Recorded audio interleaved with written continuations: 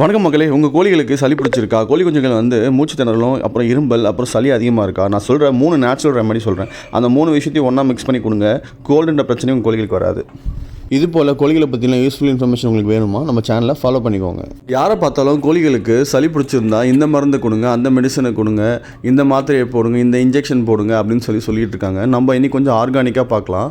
ஆர்கானிக்காக நான் சொல்கிற 3 பொருள் என்னென்னு சொல்லி பார்த்தீங்கன்னா, அந்த 3 பொருளையும் நீங்கள் தண்ணியில் மிக்ஸ் பண்ணி 2 நாள் கொடுத்தாலே போதும், இல்லை 1 நாள் கொடுத்தாலுமே போதும், நல்ல ஒரு எஃபெக்ட் இருக்கும். என்னென்னு வந்து வாங்க பார்த்துடலாம். ஃபஸ்ட்டு விஷயம் வந்து பார்த்திங்கன்னா அலோவேரா. அந்த அலோவேரா வந்து பார்த்திங்கன்னா ஜெல் கன்சிஸ்டன்சியில் அந்த ஜெல்லை மட்டும் எடுத்து நல்லா தண்ணியில் வாஷ் பண்ணி அந்த ஜெல்லை வந்து ஒரு துண்டு பூண்டு, அதாவது ஒரு பல் பூண்டு இல்லை 2 பல் பூண்டு, நீங்கள் கலக்கிற தண்ணிக்கு ஏற்ற மாதிரி, இப்போ 1 லிட்டர் தண்ணினா ஒரு 2 பல் பூண்டு போட்டுக்கலாம். அப்புறம் இஞ்சி, இது 3 ப்ராடக்ட்டையும் நீங்கள் 3 ஆர்கானிக்கான பொருளையும் நீங்கள் வந்து தண்ணியில் மிக்ஸ் பண்ணி நல்லா மைய அரைச்சி அதை வந்து நீங்கள் கோழிகளுக்கு வந்து டெய்லி தண்ணியில் கலந்து கொடுத்தீங்கன்னாக்கா, டெய்லி கூட தேவையில்லைங்க, எப்போ சளி பிடிச்சிருக்கோ அப்போ கொடுத்தா கூட போதும்.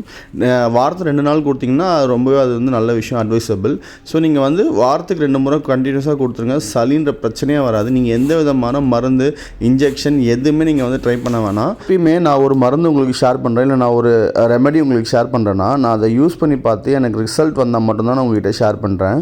ஸோ இதை யூஸ் பண்ணி பாருங்கள், உங்களுக்கு கண்டிப்பாக ரிசல்ட் இருக்கும். தண்ணியில் மிக்ஸ் பண்ணி வைங்க. ஸோ ரொம்பவே உங்களுக்கு வந்து கோல்டு கட்டுப்படும், நல்லாயிருக்கும் பேர்ட்ஸும். இது உங்களுக்கு ரொம்ப யூஸ்ஃபுல்லாக இருக்கும். Okay friends, take care, by.